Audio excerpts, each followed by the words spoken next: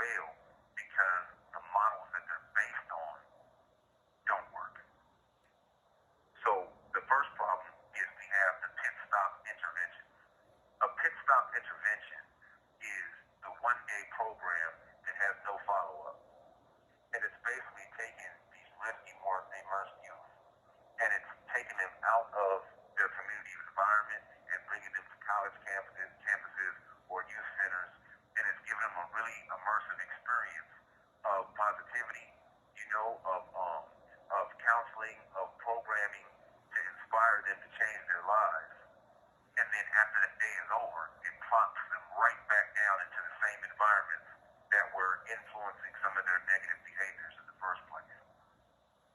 We can't expect a 6-hour workshop to change a child's life without follow-up support.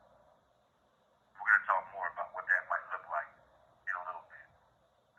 So the next thing that I believe to be one of the reasons why some models fail is because the scope of the youth intervention or prevention program is very narrow. It's focused on behavior change. It's not focused on alleviating the pressures which are influencing the youth into making his or her bad decisions. It's focused on stop doing this behavior. And if you think about that from a community standpoint, it's the message from the community to say, it's not a problem that you live in dysfunctional circumstances. It's a problem that you're stealing from my store and you're making me uncomfortable. Go suffer and take it. That's the message that I felt as I went through programs, and that's the message that I think a lot of youth feel when they go to these programs that are just based around getting them to behave. So the third thing that I think that most models are challenged with is a lack of funding.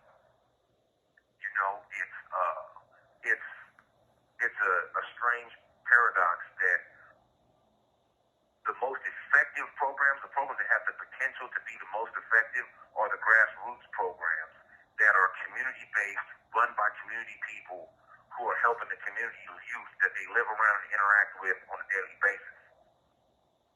The problem is those are usually the least funded. And the most funded programs are the ones that are led by highly educated professionals, but who lack the experience of living, trying to survive, trying to make it, trying to remain positive in these communities they're trying to serve. And so there's a disconnect. So the lack of funding and the lack of resources really is a death blow to a lot of efforts to reach kids. So that's why I named this neither fast nor narrow nor inexpensive. And so at this point, I wanna split what we're talking about into two prongs. The first prong is prevention strategies. The second prong will be intervention strategies. And those need to be dealt with and conceptualized separately.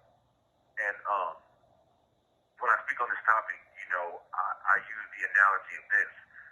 Suppose that you come home from an outing and you notice when you walk in your front door that there's water everywhere and it's coming from the kitchen, and you walk into your kitchen and you notice that the sink is overflowing. You left the sink on accidentally and it's overflowing. What makes more sense?